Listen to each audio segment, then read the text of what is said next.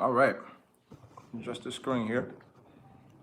Give people time to jump on. Let me jump on Instagram live here.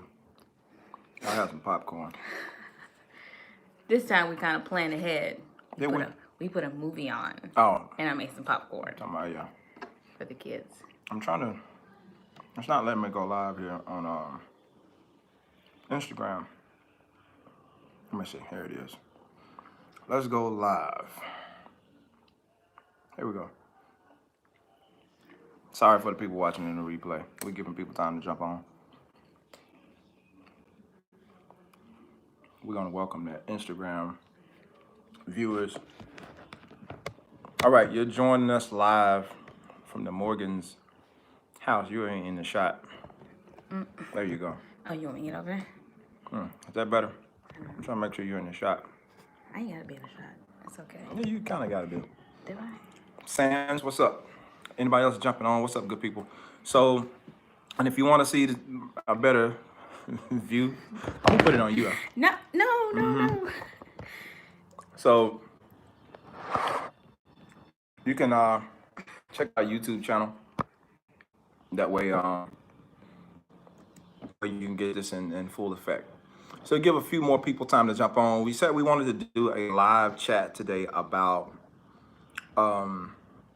marriage talk, more marriage talk. We did this one of these lives A month ago. a month ago now, and some good feedback from. So we decided to do another live today and talking about complaints versus compliments. You see, let me click on this so we can see. We can see the comments. So yeah, just want to kind of do a little talk on that. Yeah, you see me drop my popcorn. And play back. Let me try to find these the comments here. Right there. Hopefully I can see them. Okay, you have to move this. It's not gonna be able to see it. It's not gonna work. I'm gonna be in your face. All right. So hey to everybody jumping on again. Excuse us. We're still trying to get stuff situated here. I'm having a problem with camera over here for Instagram Live. We weren't gonna go Instagram Live, but figure I want to leave the Instagram on this. Can you put that thing behind there like you had on the door? So yeah, we'll jump right into it. Any questions before we jump into this discussion? Any questions from anybody, married people that's online? Any questions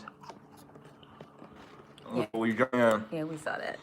You got popcorn. You saw my popcorn? Yeah, I'm gonna be eating popcorn as we go. So you you took my screen color over there. Okay. There it is. So as you guys are signing in, please let us know where you are, where you're watching from. You gotta give me a home address and nothing like that. But we'd love where you're watching us from and that kind of thing. But jumping right into it, complaints versus compliments. Which one are you guys better at? Complaining or complimenting? Which one are you? I feel like I'm really not that great at either one of them. Let's be honest. As I see you, Fayetteville, you feel like you're not that good at either one of them. I do both. Obviously, I'm human. But in terms of yeah. I think early on for me, well, you already know. Early on for me, my complaining was a strong suit of mine. I did very well in the area of complaining. Did you say you're professional? Did you say you're professional? Oh, we got jokes. So yeah, early on, I think, but I gotten better, right? Yeah, of course. I gotten better, but I think I really struggled in the area of complaining. I did compliment, but the complaining seemed to outweigh. And for me, I think it was that sense of trying to fix everything, always trying to fix everything. And my philosophy, if I know about a problem, you can fix it. If a person knows about a problem, they better fix the problem. So in that, I was complaining, calling myself getting things better by talking about, you said, what was that? More complaining, but work still progress. Yeah, that's kind of what it was for me, Sans. I was doing more complaining, thinking I'm helping the situation, because again, my mindset at the time was like, well, if I tell you about what's going on or what it is, You can fix it. I don't like, you can fix it. And knowing that everybody is not wired the same way, because when she comes to me, when she would come to me back in the day with a problem, I sometimes, we'll argue about it. Obviously, we were a young couple back then. We would argue about it, but inevitably, I'm still a part of a young couple okay, now. all right. We ain't as young no more. I feel like we some OGs in the game. We ain't old, but you know what I'm No, saying. I'm not a OG But I or felt like anything. when she tell me about something, obviously there would be a little resistance at first, but after me getting over my initial being hot under the collar about the situation, I work on it and try to fix whatever it is she told me about. I wouldn't get it right overnight, but at least I had something to work towards. I think I'm very goal oriented, and so when I got whatever the problem is that she told me I was wrong, I started working towards trying to fix it. And so I think that's what a lot of people do, that are goal oriented. They start trying to, work towards fixing, they work towards fixing the problem. In Well, terms of your pointing out something and then initially complaining about it and expect. and then and from back across the table, because our personalities are different and our expectation levels are different and everything is different. It didn't really work that well because I would complain to you about certain. What's up? I would complain about certain things, hoping that you would understand what I'm saying, but my complaints were miscommunicated to thinking that I'm tired of you or Yeah. tired of certain things that you were doing. Just to be, I guess, very transparent in a situation where when we first got married, it was like I didn't know how to be a wife. I didn't know anything about that. And he would always complain. I would have complaints in my mind, but I never really would address them. He never know. It would be something that I would just store in my mind, like until Oh, you. yeah, you're What's good. up, man? Bernard, what's going on? Hopping in We're just later. talking about I feel like I complaining. need to start back from. Yeah, well, I will bring speed real quick. I know there's some other people that's jumping in. We're talking about complaints Versus compliment. versus compliments. I didn't even put a title on that. I don't think you can do that with the Instagram. Either way, she's talking about the complaints versus the compliments. Like I said, going back when we first got married, it was one of those things where if I had a problem, I would just be like, it's not that big of a deal. In my mind, I'm like, it's not that big of a deal. Because I didn't want to become a wife that something that that's something I guess that's in me that I would never want to really truly do is nag to husband. So if I felt like it was a problem, I would store it in mind. The only time I normally would release it is when we had our Yeah, we have to fight, and then that's when all of it, and that would that just was spew out. yeah, that was the thing. Like, I think because of, I'm sorry for messing with this. I think the biggest thing for us was because I talked. I'm not much of a talker, I'm the talker in the relationship. I know obviously. in different relationships, because I've heard different guys say different things, like, men are normally quiet, men don't talk and all this. I'm like, yeah, in my relationship, I'm pretty much the talker for the most part. And so my personality, I would always, like, if I got something that's bothering me, I'm telling you, like, Yeah. I'm just coming straight out and telling you about it. So you know about real time, you getting it like. And I don't think anything is wrong with actually voicing your opinion about a problem. Yeah. Harboring it like I was doing it, it's not healthy because then there is that outburst of Yeah, I would retaliation. get, yeah, in the early years when she would finally open up and tell me about it, it would be in the heat of the moment. So now I'm getting all of her frustrations From all the from months and all the stuff that's bagged up, so you're dumping it all on me at one time. Yeah. And so now for me, it's hard to receive that, because now I'm trying to filter through all this stuff and trying And to it's figure harsh out. too. It's not giving it in love. Nah. So it's really hard on That- top of just slapping him across the face with it. Not just one thing, but like multiple things. So it's like, what So at that point, being me in this situation, you're trying to figure out, okay, where do I start? Because going back to my personality, was it's type of Mr. personality. Fix It. I'm Mr. Fix It. Told me that's the problem, and then it's like you start trying to fix stuff, and there's a whole bunch of frustration because you don't understand this. It's like it created is more anxiety, and it created more head bumping instead of having that open form of communication to where at least if I'm complaining, I'm offsetting it with an equal amount of compliments. But at the same time, like instead of me, like my fail in there, I would say instead of just telling somebody about every single thing you don't like, spread it out a little bit. I had to learn how to what they you'll win the battle, but you won't win the war. I had to learn how to like pick my battles, pick and choose my battles. Like everything ain't something that you need to complain about. Everything is not worth you voicing your opinion about just because you feel strongly about this. It's like how important is that really when it all boils down to it? When we get to an argument, was it really worth this argument or was it really worth us fighting for however Yeah. long we fought for during this time just for me to get my complaint across, get my point of view. And a lot of it for me was boiling down to selfishness. It could be things very well that a person you feel like a person want you need them to fix, but at the end of the day, it could be boiled down to the fact that okay, this is how I want it. This is what I think. This is my opinion of what I think should be. You're not meeting the standard of what I've created, and I want you to fix it because So yeah, yeah, that kind of goes back to the video I did about trying not to focus on changing your spouse, but actually focus on changing yourself. yeah, You know, and they see the process that you put in, and they want to reciprocate that change, but giving it back to you. You know, yeah, so yeah, yeah. It's it's giving. but it's the same way you compliment when there is a change that should be somebody addressing. Okay, I can tell that you're changing. You know, Yeah, going back to the whole so it can compliments. balance. Going back to the whole compliments thing, I know my guy Sands earlier was saying something that he's more of a complainer. I think by nature, most of us are complainers.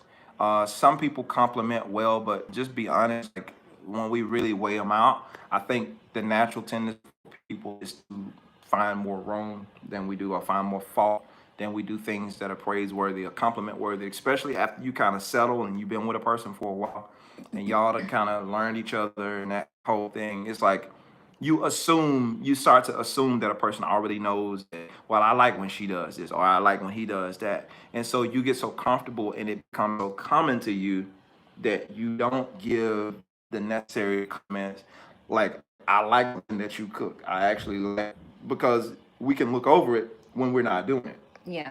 And then our situation, my that would get me early on is like, okay, as long as I'm doing this, because you what you said, you would be very vocal in the early days about what you felt. Yeah. You would always think it, but you wouldn't necessarily say it Yeah. out.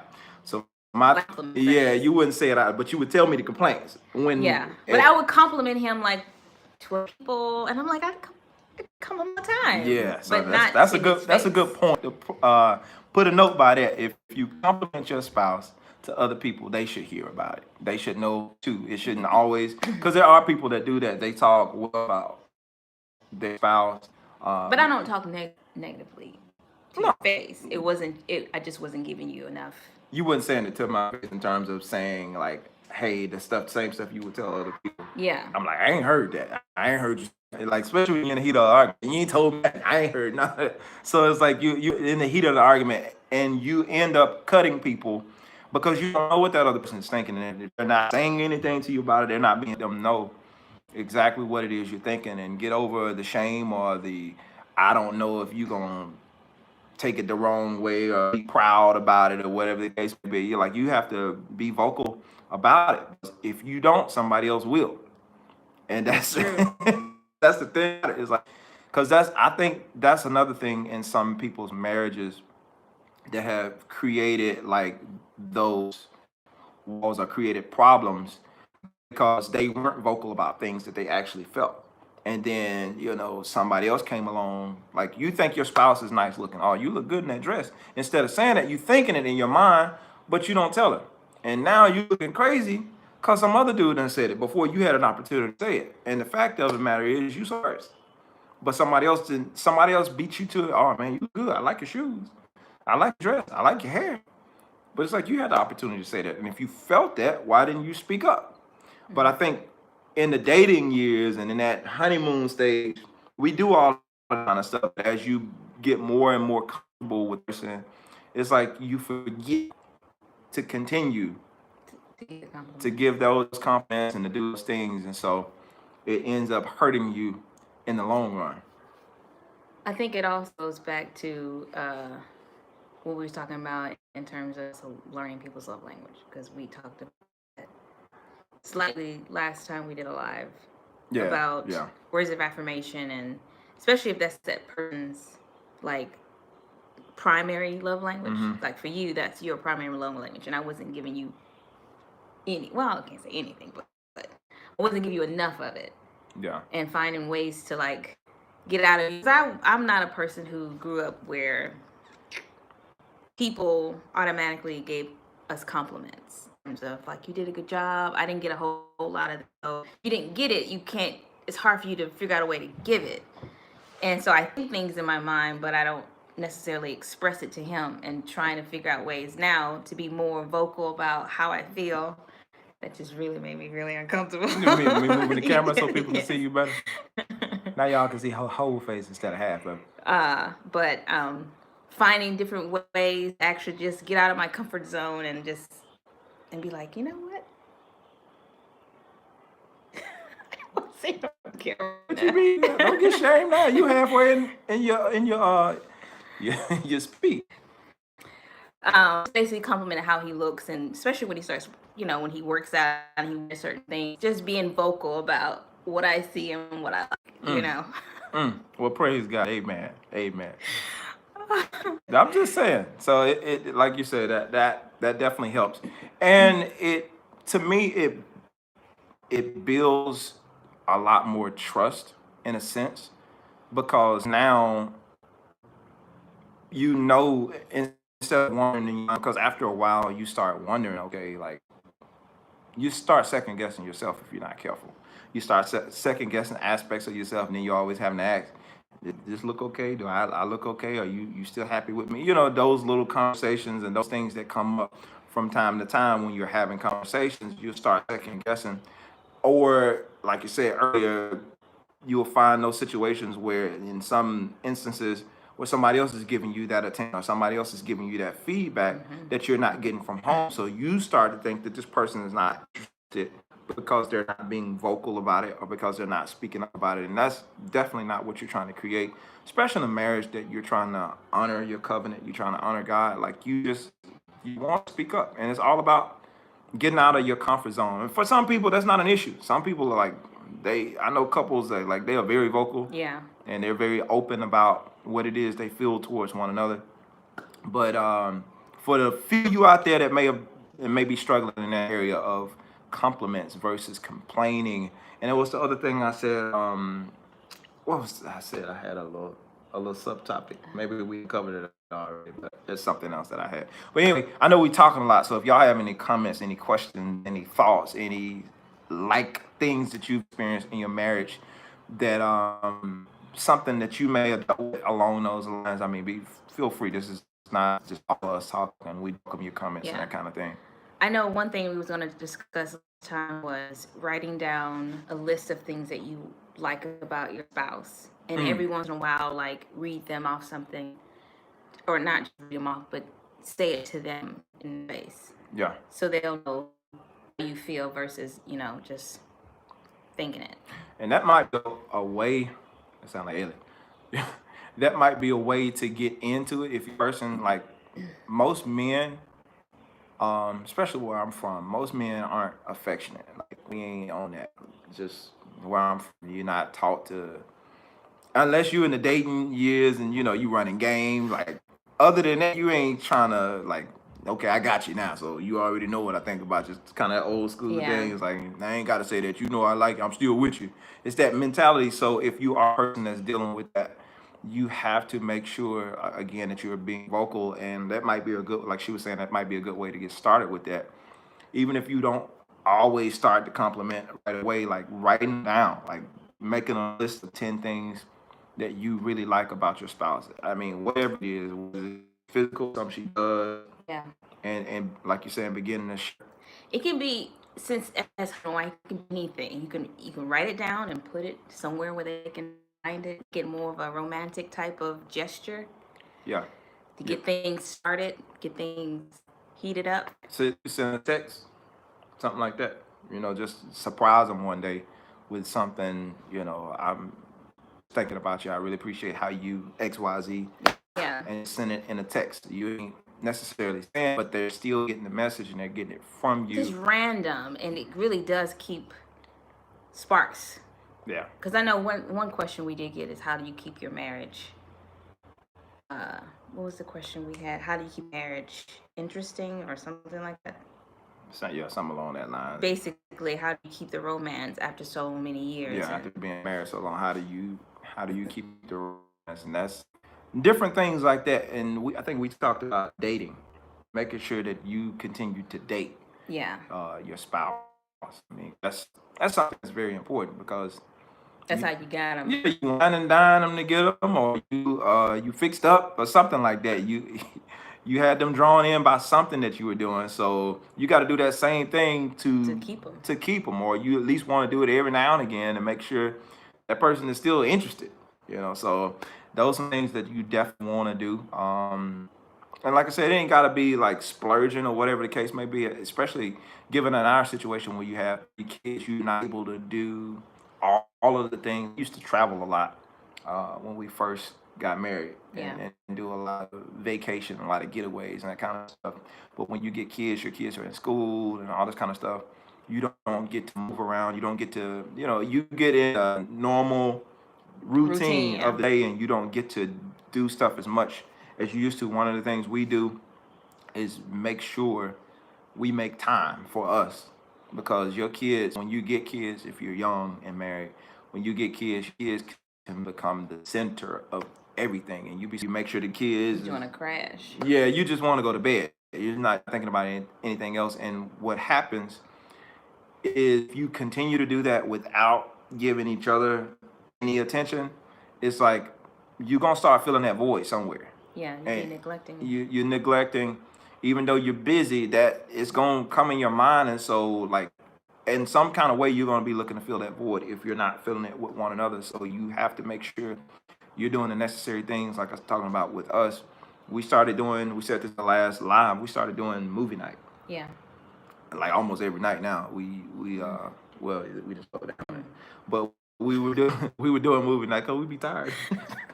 But we still do it. It still happens at least times a week where Yeah. we're watching something. But it started like, I think it was like I was red boxing then, because When Yana got here. was it Yana? Yeah. No. I think it was later. No, because we had babysitters then. When we got two, they were like, yeah, that's... Yeah. I think it was around time Buddy was about 2 or somewhere in there. It don't matter. It doesn't. The whole point is, we started, like, obviously we couldn't go out and do movies and all that stuff like we used to do. So like, I'll be coming from church or somewhere and, hey, do a red box tonight, something simple. Yeah. And And even there are times like on special occasions, like we couldn't leave our house because I just had a baby or something, so he would go pick up something and we'll get champagne glasses and sparkling cider and candlelight dinner. We get all the kids in bed and we'll have like a date, yeah. and it was Yeah, nice. it's just the quality time. And I think, depending on the person you with, now all of this stuff is centered around who you with. But I think if a person sees the attempt that you're trying to do something, and that means more than just the looks, the lights, and the camera of everything else, like trying to be flashy and we going out, we balling on the stage. If a person is in it for you and for you alone, it really doesn't matter. Like, as long as they see the genuineness of the action that's being put forth, you trying to be romantic in whatever way it is, or sitting on the couch at home, or whether we at a movie theater, or whatever the case may be, if they see like, okay, I'm trying to make this effort to connect with you and meet that need, Yeah. whatever that need is, I think it'll go over. I think it'll go over well.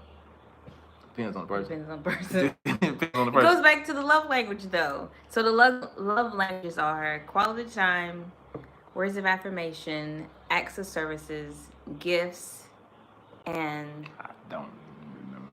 um, physical touch. Okay, that's good. You, I Yeah. definitely forgot. I knew I was. That's it.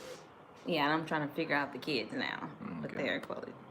Yeah. So that it's all dependent on, like you say, who is that? Julie. What's going on, Julie? It's all dependent on the person, and like you're saying, what their love language is, because yeah, you could the worst thing to be doing is doing something. I know a lot of couples do this, or a lot of people do this. They speak their love language, and I do it. We all do it. Like Yeah. you speak your love language to, The way you want them to, like for me, I would always want to be with you and have quality time, and but that's not your thing. Your thing is more like words of affirmation, and that's not what I was giving. yeah. So that the tendency is to speak your love language to that person, and if you having a hard time trying to figure out what your significant love language, you haven't had an opportunity to read that book, Five Love Languages. Um, Agree. yeah, Gary Chapman. Like, just notice what they do Yeah. when they're trying to call themselves showing you some attention. Yeah. Even with friendship, like I have this friend who gets gifts all the time, just randomly. I'm like, okay. But I know that's like her like love, just gift giving. So her husband normally gives her gifts and stuff. So, but that's not my love language. My love language, just hang out, girl, just hang out and things. Yeah. You know, so everybody has, it's not just a couple thing, it's an individual thing, a way that you want people to speak love to you. And just finding out what yours or your spouse is will help out a lot. Because Yeah. they might be shocked if you didn't ever done what they normally like to do and you started doing it. It might be good for you. I'm just saying. Yeah. Cause it's yeah, I ain't gonna add nothing to that, but it is what it is. Praise God. But yeah, so that's pretty much it. I ain't gonna drag this out. If y'all have any questions about anything we've talked about, we welcome your questions, or we welcome your DMs. For the people that are on Instagram that's been watching, we welcome the DM messages to let us know something that you talk about. Hopefully, we've said something that's helpful to somebody Yeah. that's watching out there today. Be sure to DM us or comment on this video on YouTube and let us know some things that you'd like to hear us talk about. We don't have it all together as far as a married couple, but I will honestly say that we have a strong marriage. We got 12 years in the game, married, Yeah. and 18 years total. And yeah, we've been through a lot. We've seen a lot. We experienced a lot. We didn't have the conversations about, you know what, I can't do this no more. But we hadn't took it to the extreme. But it hadn't been like we had this perfect TV show marriage. Well, it ain't even a good rep either, because No, TV shows. that's fake. How do you guys feel about someone being unequally yoked in a marriage? I'm spelling it right. How do we feel about somebody being unequally yoked? I really don't. I mean, you have what the Bible says about it, but I don't really. If you've already married and you are unequally yoked, I mean, at this point, you just got to work through it.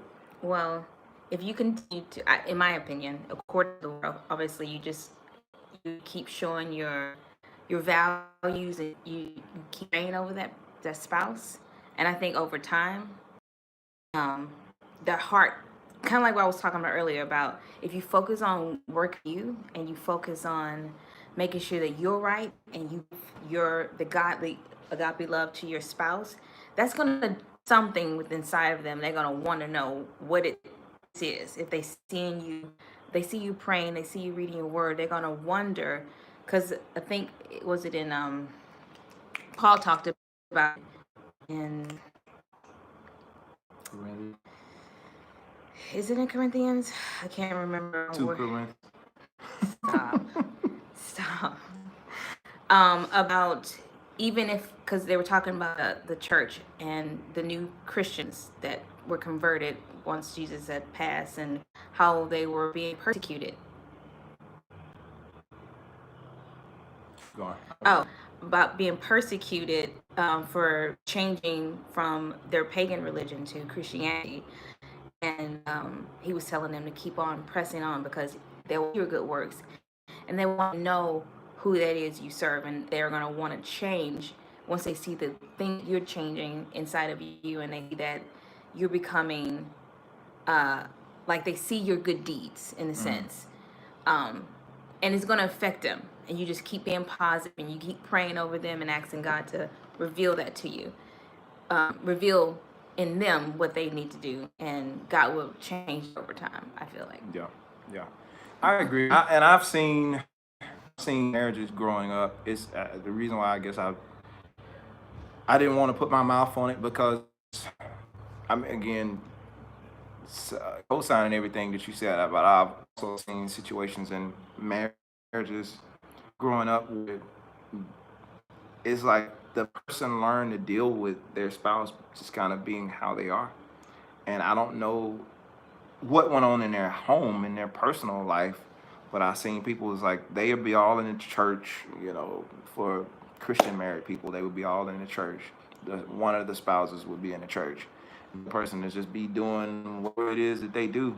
And um, I kind of like what you said. I know somebody personally. The guy, he was like pretty much an alcoholic 90% of the time that Yeah. he's drunk, and the wife was like a devout Christian and constantly in the church, constantly praying. She never left him. She stuck with him. They had kids. They went the whole nine. I mean, married 20, 30 years. Same thing, same thing.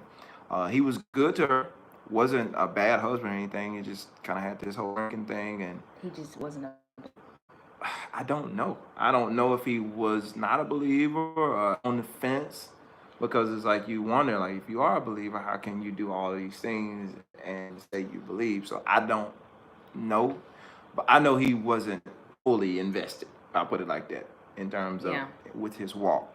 But eventually he came around, and I think it was a struggle for him. I don't know if he's still kind of wandering out there, but eventually he came around, and I can't honestly say about marriage what it was like if they did had good, bad times. I don't know, but it's with the person being changed, truly changed, and you're actually allowing this is what I believe. I believe with a person being changed and you allowing yourself, especially if you got into that situation and you're equally yoked, as you say, now you have to really allow God to work on you to, like you were saying, to be a light to that person. So now they'll want to see this change that came over. Because if you got to the point of marriage with this person and they were not a believer and you were a believer, it was something that you were either doing or not doing that let this person know, hey, it's gonna be okay that I'm married to this person, Yeah. even though they believe this. Or it could have been one of those things they both were brothers and then one reverted in Yeah, marriage. I didn't even think about that. Yeah, and so I think as long as you allow Your light to shine. your light to And shine, let God do His work. It's yeah, not. It's not always our responsibility to change. Going back to what I'm saying, it's not your responsibility to change somebody else. It's really your responsibility to allow God to change them, and they see the change in you and the light in you, and God with the rest. You just. I mean, if it's different. If it's more of an abusive thing, I think that obviously it's another tie, another situation. But if it's just because they're not a believer and they don't want to go to church and that kind of thing, you just keep showing your light and your heart and your love for them, and continue to walk as Christ walks. Then I think eventually they'll come around. these are our opinions, Yeah. guys. Because we obviously in our marriage, we didn't deal with that. Both of us were believers when we married, and we've kind of even in our dating stage, we worked with each other to try to grow our relationship and our God throughout the dating years. Yeah. And so once we got married, it just grew stronger in terms of our walk, trying to encourage one another. So it always helps to avoid all of that. It always helps if you're equally yoked with somebody. So at least y'all on the same team. Yeah. We fighting the same stuff. Absolutely, Julie. You at least know that you both on the same team, fighting for the same cause. It's like if I know we can't go the compass to please God with our marriage when we want, God first, us, and then everything else. But if I feel like we're warring at the top tier of what we're supposed to be working together, it's like your foundation at that point Yeah. is already kind of disrupted. So you're gonna have to work that much harder, always trying to repair the foundation. But if the Yeah. foundation is strong before you get going, then you have something solid to stand on at those moments when you fall. Yeah. So just my opinion in that area. Great question. I hope somebody else who's experienced something similar, or have, Comment. yeah, will share your insight about that. And yeah, that's just me. My find someone that that you at least is playing on the same team as you, because there's so much, and I say it because there's so much stuff going in the marriage that you don't know about. I don't care how old you are, how young you are. There's so much stuff you don't know about that's gonna come up. Just inevitably, it's gonna come up, and you gotta fight through that stuff. You can both start actions, and there might be something in that happened in your marriage that can easily crumble your faith, Yeah, and you teeter and be on that line of being a believer versus saying, okay, I don't believe in this no more because of XYZ. So being able to be a strong unit together to start, that you can be able to lift each other up when one falls and the other person can help.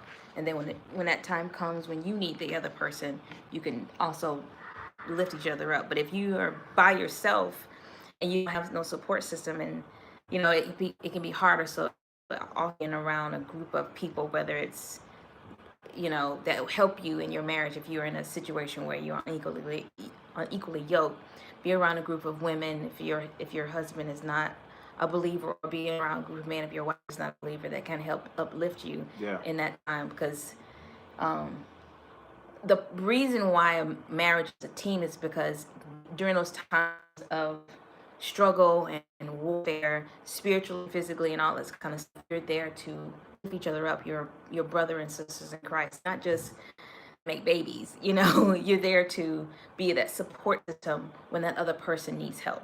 Because no one should ever walk this thing alone. yeah, And that's the reason why marriage was created, for us to be one. We're a unit. We do this thing together. Everything we do it together, and we do it in Christ. So the three of us and the Lord, we work this thing out together. We can do anything. We can accomplish anything, no matter what comes our way.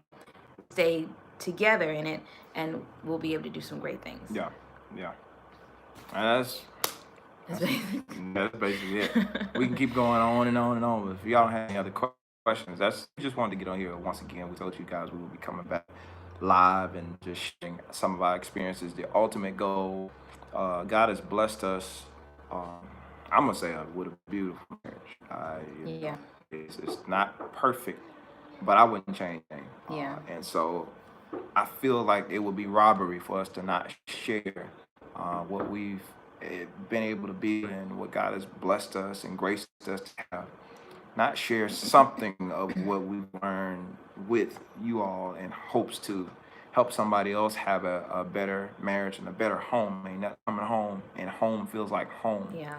as opposed to coming here and you're always ready to leave. Yeah. I love being home. Yeah, so it's like just being able to share that. If you get nothing from us, is, we love one another, and I think that's something in a lot of marriages that's lost. People are just either sticking it out just because they don't want the embarrassment of being divorced, or people is going through the motions. I know, well, I've been with you this long. Yeah. I don't want to change because I'm too afraid to change. Versus this situation, Ellie is trying to beat the door down. Versus this situation, it's like we actually love each other, Yeah. and it's actually a pleasure being around Yeah. each other. I ever got a picture in my mind of us being old, watching our grandkids on the back porch as we in our rock chairs wrinkle. It's a beautiful thing. Wrinkle up. Oh, You had to add that one in. Yeah. Yeah. So I mean, that's, like I said, that's our goal, and with this channel, even to share parts of our life, with you guys in hopes to encourage somebody else that, you know, you can have a beautiful family. You can have what God intended for us to have and experience what He intended for us to experience.